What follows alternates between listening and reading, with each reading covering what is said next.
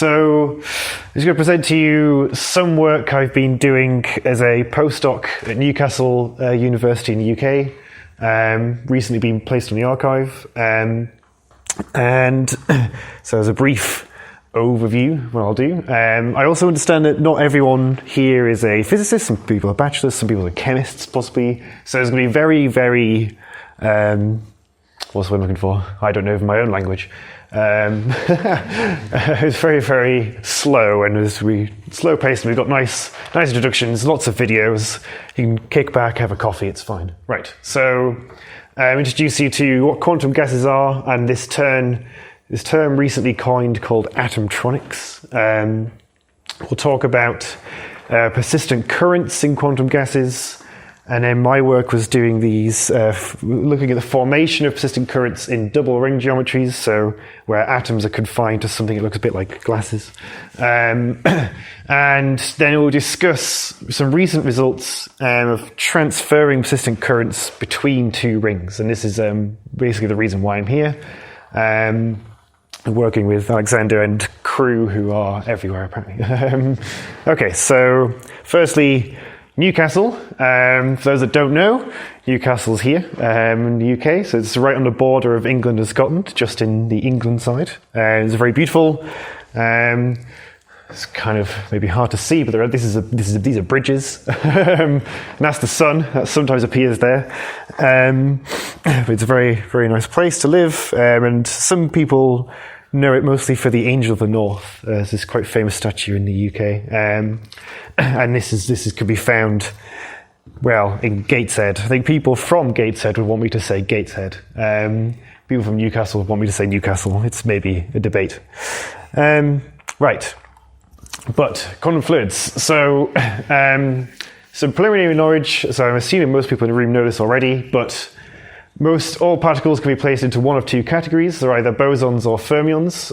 All we really care about today is that lots of bosons can occupy the same quantum state, whereas lots of fermions can't, right? So if I have a gas or a system of bosons and I cool it down, or I put them into the lowest energy configuration, I might get something that could look like this, right? So each one of these is some energy level, increasing in energy. And if I have 5 bosons in the lowest energy configuration, they're all in the same state. So 5 fermions, they're limited to 1 particle per state. Okay, so this fact, and this fact alone, is the only one you want to take forward for the next few slides. Okay, so what is a quantum fluid? So first, at some high temperature, picture a gas of atoms, these bosons bouncing around, and they behave almost like billiard balls, right? So they're point-like particles in space. But as we lower the temperature, the sort of quantum wave-like nature of these particles becomes apparent. And you can describe these particles by something called the de Broglie wavelength, right? And this de Broglie wavelength is proportional to 1 over the square root of the temperature. So as we're lowering the temperature, this de Broglie wavelength is increasing, and almost the physical size of these particles are starting to overlap, which is how, as we keep decreasing the temperature, these particles these waves for these particles start to overlap. Basically, the separation starts to be equal to the size of the influence of the particle. And as we go down to absolute zero, all of these, what were individual particles, are now, their wave-like features now completely overlapped, and this is behaving like some giant matter wave. Okay, and so this is what we call a superfluid, or Bose-Einstein condensate, quantum gas, quantum fluid, or any permutation you want, Bose gas, super Einstein, right, whatever. Okay, so, and this is a superfluid, and then any good introductory talk needs to have this picture. So this was the first experimental image of a Bose-Einstein condensate back from 1995, which the authors won their Nobel Prize for in 2001. So what's shown here is actually the velocity distribution of the particles for decreasing temperatures. So as we cool down our system, at some point you get some macroscopic occupation of a single quantum state. And this is all the bosons in the lowest energy level I was describing before, okay? And this is signature of Bose-Einstein condensation. Okay, so picture a gas where all the atoms, you can't distinguish between the atoms, instead they just sort of behave like a single giant atom. Okay? So, why should we care? What are some of their properties? Well, they exhibit quantum phenomena on maybe a mesoscopic up to macroscopic scale. So you have generally up to a billion atoms, usually less, usually more, a million atoms. They're all behaving in unison. They're all in the same quantum state. And you can observe various phenomena, quantum phenomena. So you can entangle two of these BCs and anything else you'd imagine. But they can be visible even to the human eye. Obviously, the frame of reference for anything of this size is always, it's about the width of a human hair. Okay. So they exhibit an absence of viscosity. So if you can rotate a superfluid, there's no internal mechanism for it to stop rotating.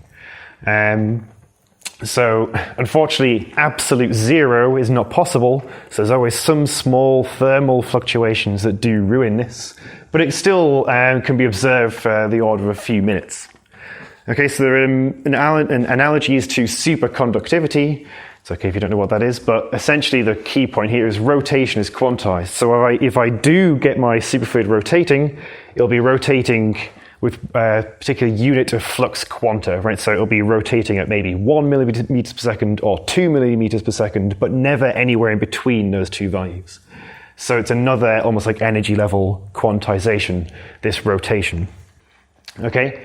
And then we exhibit also these wave-like properties in these particles. For example, you can have interference, you have vortices, little swirling tornadoes, solitons, which is like one-dimensional waves, picture like they're sort of tsunamis, and also you can see turbulence.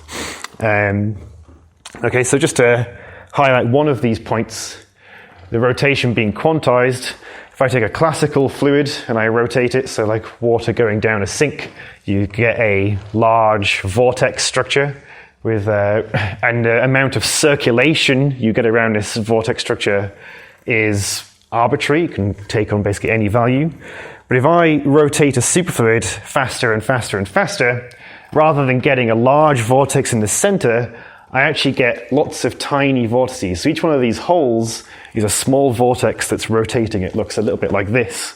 All that's happening here, this is the experimental image, is they're rotating the condensate faster and faster and faster.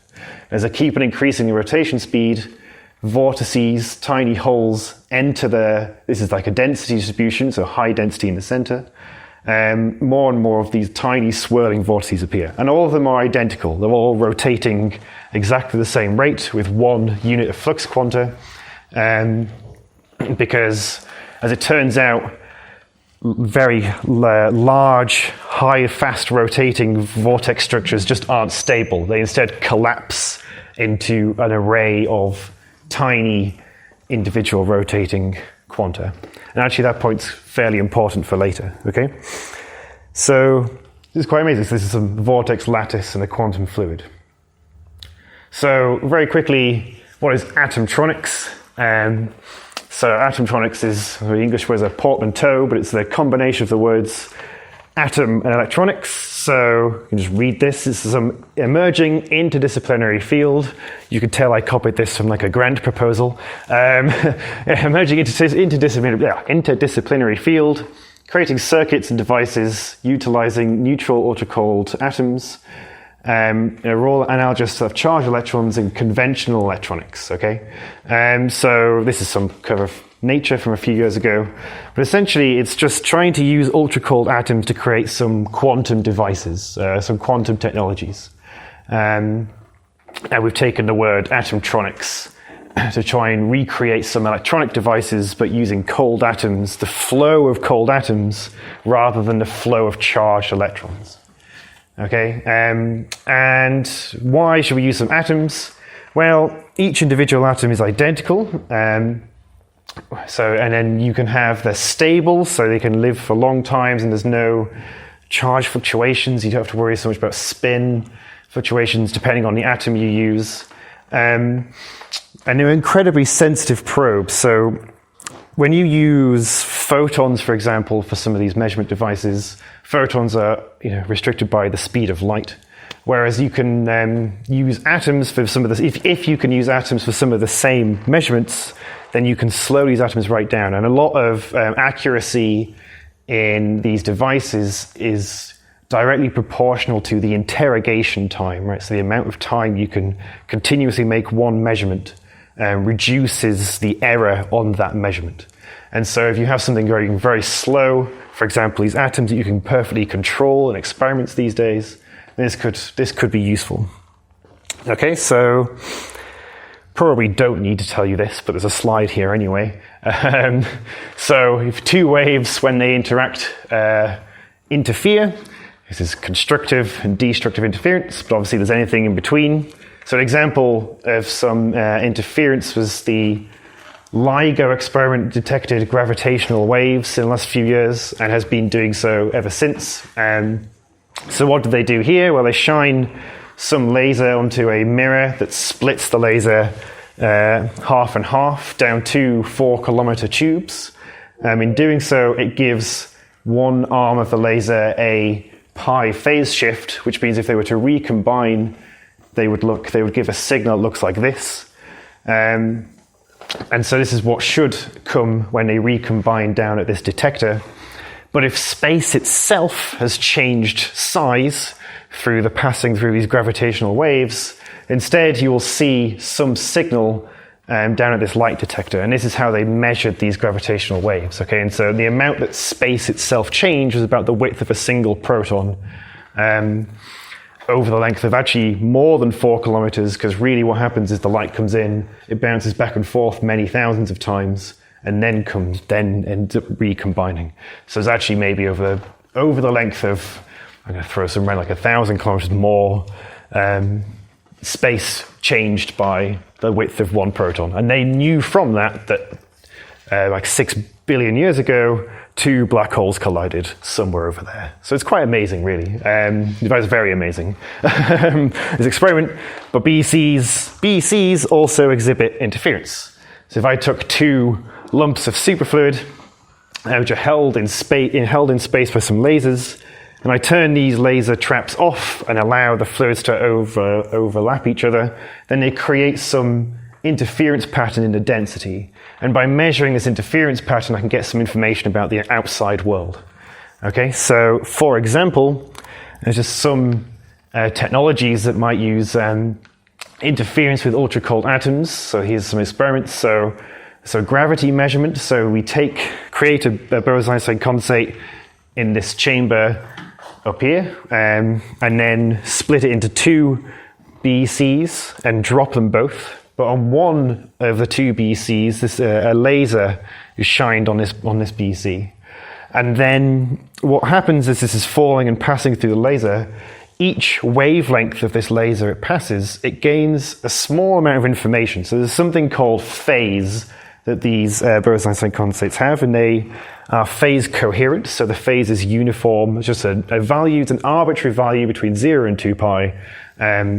That essentially is just randomly set by the universe every time you create one of these BECs.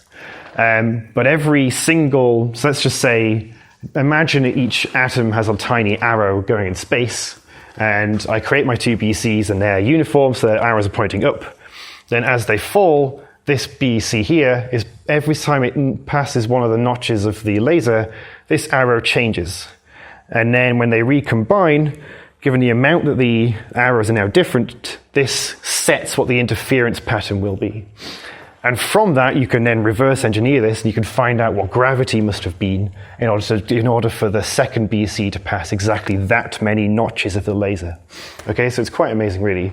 And then this is touted to give some improvement of the measure of gravity by about 10 to the 4. So what could this be used for?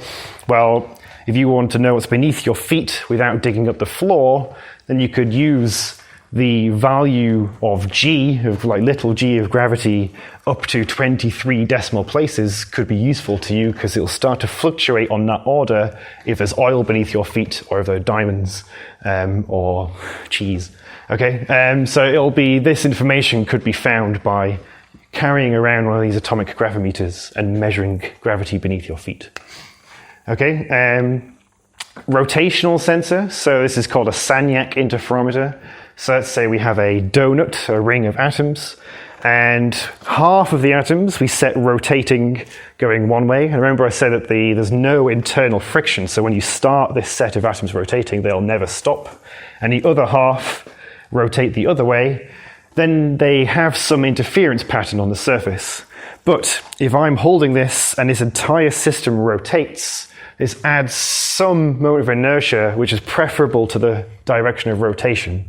And this is measurable by the change of interference pattern on the surface of this BEC, which is constantly colliding and passing through each other. Okay,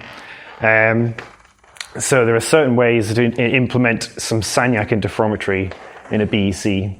And finally, just about a squid. This is a superconducting quantum interference device. And so this is actually the superconducting version. So we have some current coming into this device, it goes over two arms. There's something called a Josephson junction, which allows the current to pass this junction only if there's some magnetic field flux in the center. And this flux will have some preferred direction. And so the amount of current will go through will depend on what this value of capital phi is in the center. And then a certain amounts go through, combine, and then by measuring the interference pattern here, we can infer what capital phi was. We can infer what the external magnetic field was. And they use this, they've used this before to measure like brain activity in animals. You hold one of these devices near a bird, and then as it notices changes in the magnetic field, and then that's how it knows where to navigate to go home. And so by using this, it turns out actually the birds can also measure these changes in magnetic fields, right? So there's some amazing ideas. And so actually, ultra-cold quantum gases also, with some of the rings that I'll be discussing, have definite uses for these two devices. Okay, so what do we actually model? So this, you should all hopefully be familiar with, is the Schrodinger Equation. Okay, so here, this function psi is the particle wave function, and we measure this. The absolute value of psi squared tells us the probability of finding a particle in position r that's trapped by some potential, this v external. Okay, so there's a few things of importance. So the particle must exist somewhere in space. So if we integrate it over the entirety of space, this is a probability distribution, so it'd be 1.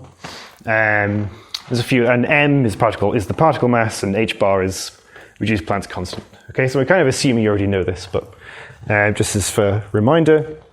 So what about the equation that describes a superfluid? It's actually just a non-linear Schrodinger equation, which we call the Gross-Petersky equation. So here we don't model the individual motion of the atoms inside this superfluid. You instead measure the wave function. So I said before it behaves like this giant matter wave. We just solve for this psi, which is now the superfluid wave function, and the time dynamics of the giant matter wave. So we don't care about the individual particles, just how the density of the fluid changes with time. So now interpretation of these things has slightly changed. This is now basically this will tell us the number of atoms we expect to find at a position r. The integral over all space goes to the number of atoms in our system. But we introduce a new term, this nonlinear term, which has some constant g, which just describes the short-range interaction. So at such low energies and such low temperatures for the atoms that we choose, the only important interactions, the short-range interactions, are like billiard ball-like interactions. Okay, if g is positive, then these billiard ball interactions are repulsive, and if it's negative, they're attractive and you can stick together. We still have an external potential and this kinetic energy contribution, and actually importantly, m is still the single particle mass, it's not the mass of the whole system. Okay, so hopefully this works. I probably need some internet, don't I, to make this work.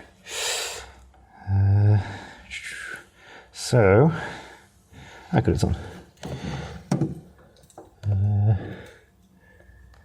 So I'm just going to show you. Aha. Right, so this is a little web app made by a guy at Newcastle, George Stagg, that actually just live solves the 2D Grozbatevsky equation. And so let's just show. So this is just an infinite homogeneous density going off into all space. And if I click, then I have a vortex. Okay, so now this is my tiny vortex in space, and he's just spinning around, having a great time, okay? And actually, I mentioned the phase, and you can look at the phase of this system by this. So what this is showing me is essentially the color tells me the direction of this tiny arrow in space. And so as red changes to yellow, changes to green, round, this is a linear change in the direction of the arrow, and what we find actually is the velocity of the system is just the gradient, is just the rate of change of this direction of the arrow. And so actually by looking at the shade, you can actually see that the fluid is just rotating around this point. We can put in, so I call this a vortex, and just for this case I'm just going to say it's rotating this way. I can add in an anti-vortex by right-clicking. And now they move, and they will actually interact with the boundary and fly around. I should be able to. Okay, well, you can do all sorts of things, but there's a point. So actually, the mild difference between this you'll see and the other equation is one, it's dimensionless. Also has this gamma, which is just like a damping term. It reduces the energy. But I can do things like, for example, drag a obstacle and make lots of vortex pairs. So all these vortex pairs are interact with each other, and then eventually they annihilate. Okay, so this is quite a nice little system. So one thing I wanted to mention, let's just reset this, is if I keep on adding more and more vortices, so the same sign vortices to the same point, then my total phase winding is increasing. This looks like a giant vortex, but actually it ends up splitting up into lots of singularly charged vortices, okay? And this is what I was mentioning before, but this is actually just proving it by solving the Grozbatevsky equation, okay? And there's all sorts of things. You can actually show if you add a trap, a harmonic trap, let's just turn on the damping a bit more, add some rotation, then we get this vortex lattice appearing from the bulk, okay, and it all nicely settle down to some triangular lattice shape. Okay, we can remove the phase, maybe it's a bit clearer eventually.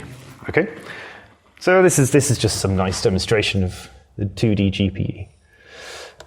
GPE. Is this still open? Yes, good. Right, so I just mentioned this vortex, okay, so we can write the wave function as some real density, so this is just the absolute value of this times by some complex phase, which is our tiny arrow in space. And you can see a vortex in some superfluid has some 2 pi rotation of the phase. So in an experiment, you could make this by shining a laser in the center. This laser goes through this thing called a spiral phase plate. Essentially, this just adds some spatially dependent delay to the beam, such that you end up with a 2 pi winding in some helical structure. This then shines on the condensate and forces the phase to have this 2 pi winding, and it gives you a vortex. And so you could try and make many vortices by having n windings. So this winds 4 times from 0 to 2 pi. But as we've just seen, if you try and do that, the vortices decay into nothing. But what about if we have a ring? Okay, so this is our V external potential. So and they're going to allow the atoms to sit in the blue zone. From some simulation from the Grozbatevsky equation, we end up with a ring of atoms. And in this system, if I shined my system current, my phase plate on this, I can actually excite rotations of high orders, and these are stable. So now my entire system is rotating faster. This is rotating, and you can have different values. Okay, so this is what I call a persistent current. It's the same kind of idea as a vortex, but we've got a hole in our center. So I'm just going to very briefly talk about modeling a finite temperature Bose gas. So everything I've presented you so far has been zero temperature, but this isn't reality. Unfortunately, we have some thermal fluctuations and we have some finite temperature effects. So the Gross-Patersky equation is just a zero temperature equation that if we take some harmonic trap and pretend there are these energy levels, it only simulates the dynamics of this lowest energy level. But we can make some extensions to this. So there's the stochastic Gross-Patersky equation, which has this extra term eta, which is it's a thermal fluctuations on top of the whole field. So to simulate this, you simulate from some Gaussian random distribution. This depends on the temperature of the system that you want to simulate, and this actually simulates the dynamics of all of our energy levels. So psi here is now not just the superfluid density, it's actually the density plus thermal fluctuations. So evolving this evolves the entire system. And this gamma appeared before is just this energy damping term. But there's a slight problem with this in that it's not really physical to be simulating these energy levels with a equation which is meant for the lowest energy level. So instead we use this projector, which every time step of our simulation, we just throw away all this information for the region Q. And so actually we just solve for this region P, which is our condensate plus low-lying thermal modes. So a single simulation of this equation would be starting with no atoms, so psi equals 0 everywhere. Then we generate some thermal fluctuations. So this is akin to having many atoms with higher energy than this cutoff energy, so all up here. At some rate gamma, this atoms will enter this region P, and then eventually there'll be some point where these terms essentially cancel with this chemical potential, this mu, which is essentially the ground state energy of our system. So at some rate gamma, our condensate atoms should increase as this system loses energy, and it should tend towards some stationary point of number of atoms governed by this choice of mu. So I'll show you a video which will hopefully explain that better.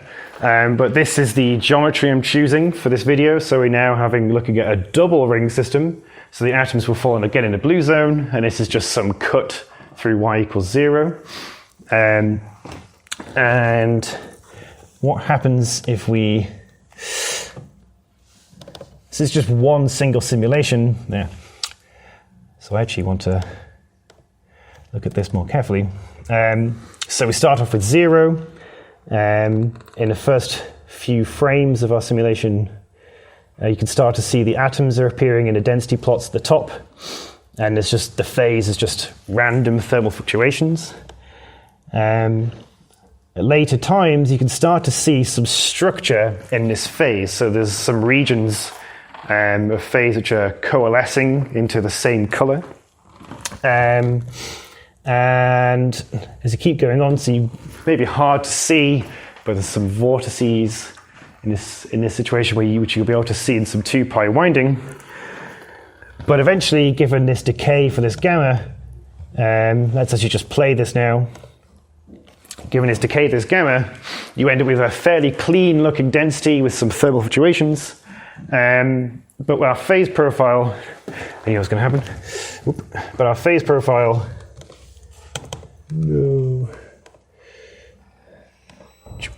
has a clear 2-pi winding in this ring and a 2-pi winding in this ring. Right? So we've ended up with a 1-1.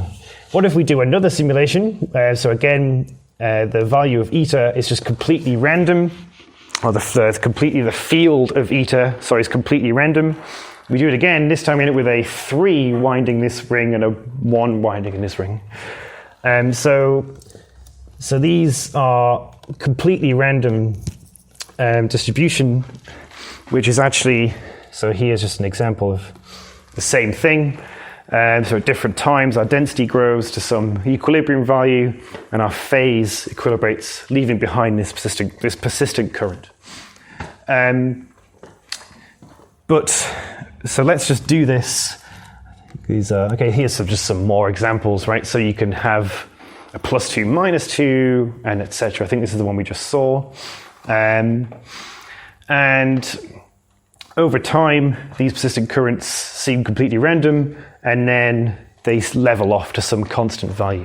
So there's no transfer of persistent currents between the rings. It's just they just find some equilibrium value and stay there forever. So the only way this could decay is if a vortex, which is, so the idea is usually there's some ghost vortex in the center, would have to leave the ring system to reduce the winding by 2π. So let's do this 5,000 times, each time with a different thermal distribution for eta, and plot a histogram of the observed states. So having a 0, 0 winding is the most common outcome, but also you can have up to ±5. You can basically have any distributions you have of these states with decaying probability, like a 2D sort of Gaussian. Okay, so this is quite interesting. Is there any significance in this? Why a Gaussian? Why this size? Why do we not see like 10? We actually compare to the single ring, so we do again another 5,000 simulations, but with just a single ring, and we obtain another distribution of possible winding numbers. And actually, if you compare the single ring distribution to the individual distributions for each ring of the double ring system, you find out they look almost identical. So it's as if the presence of one ring is not affecting the dynamics, the growth dynamics of the other. And maybe this is to be expected, purely because, as I said, the only way this can decay and change is if a vortex leaves. But the topology is different. It's now got a hole of 2 rather than of 1. So it's quite an interesting result. It's also not dependent really on the shape. So as long as you have 2 holes, you can still observe all kind of zoo of possible winding numbers. So this is a figure of 8, but more technically called the Lemniscate of Bernoulli, which I didn't know until I Googled this. Okay, so what would be interesting is if we could transfer the persistent current between rings, right? So if you could imagine that these states, so this, like if you have a non-rotating, you have a quantum state of 0, a rotating, you have a quantum state of +1, you can entangle these states and then use this as some kind of qubit, which is the work of some of the Singaporean groups, Luigi Yumiko and Kwek. And so what would be nice is if we could have some quantum state and we could transfer it to some other ring, like in this case, right? So the idea I had was to basically open up this gap. So we're going to have some laser which will turn on and keep on for some time, such that we end up with a hole in the middle. And now this is really just a single ring, but just a bit of an odd shape for a single ring. And then after some time, we'll close this hole, and either we won't have transferred or we will. Okay, and actually, this is at least one simulation we've seen. So I hope this isn't too fast, but so you see the density, the phase. We're turning on this laser, and we can see that the persistent currents actually are just swapping each every few time units. This is actually displayed in seconds. I just watch that again. It's quite fast. So the persistent current starts in the left ring, and then just flip-flops between the 2 rings over time. And so it was around this time that we started discussions with Alex's group, and they were actually doing the same thing, I think in a slightly more sophisticated way. And I won't present their results, but I should recommend you talk to Alex and his team. What was interesting was these oscillations, and we wanted to know, basically, do these oscillations stay if you have some finite temperature effects? And so if we turn on, so we're not going to talk about thermal fluctuations, but this gamma term, which is this energy damping, we put a very small value for this term. We actually see that there are still some oscillations. This is very, very small gamma. But quite interestingly, there's something kind of odd happening right at the very end of this simulation. So I'm just going to play the end of that again, where rather than just neatly swapping, there's kind of some jitter. So this is a very weak value of gamma. Let's times it by 10 and do the exact same thing. And so this jitter appears like, so and now it doesn't really make any sense. It's this.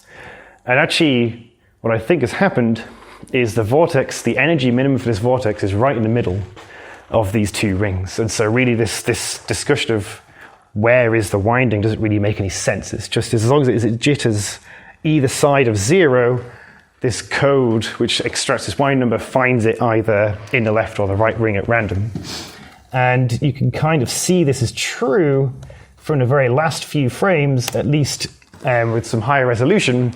Maybe you just have to believe me for now, but there is actually a vortex that's created right there. So what was a ghost vortex becomes a real vortex right in the very center of the rings. And if you left this to evolve for a bit longer than I did, this vortex would now choose where it's its new home, and it would be either left or right, okay? So you can't guarantee this transfer anymore. And if we go even larger gamma, more damping, actually, so this is 0.03, which is actually a value I think the team here were using originally, you never see any transfer. And actually just remains in its home ring forever, and you turn off the thing and that's just the end. So there is some critical gamma, but I believe what gamma is doing, what this energy damping is doing, is just basically placing the vortex right in the center. And if gamma is very large, the initial kick of energy it gets by turning on its laser is not large enough for it to even transfer even once. This was like what I found half an hour ago, so sorry for the low quality videos. Okay, so an example of an experiment you could possibly do with this. So gamma is dependent on the temperature. So you'd have to have temperatures which are low enough to see one transfer, but you would do something like this, right? You would have a single, very short ramp sequence, such that you only have one transfer, and then you immediately turn off this laser, and then now you've just swapped once, and then you can say you've transferred this state. And this is completely zero temperature, no gamma simulation. But because we know for gammas at least 0.01, which is within some experimentally relevant parameter range, there is at least one transfer, and the period doesn't seem to change. The period of oscillation doesn't seem to change that quickly at first. It seems like it could still be an experimentally viable process. Okay, so let me just summarize what I've talked about. So, talked about this persistent current formation in a double ring coplanar geometry. So Alexander did some work with two rings there on top of each other, so within the same plane. Interestingly, once these persistent currents are formed, they're stable, and this could be a good thing, because if we have a +1 winding in one ring, and we want to bring another ring over, which we want to use as maybe some test for what the quantum state is in this experimental ring, then we don't want it to just naturally jump across the rings. We only want it to do so if we allow it to do so. And we can do that by doing this, shining this laser in the center. And so what we started to look at, and the reason why I'm here, is how we can possibly transfer this this quantum state between rings. And I recommend you to obviously talk to the guys here, and you can discuss with what their other results are involving slightly more complicated procedures.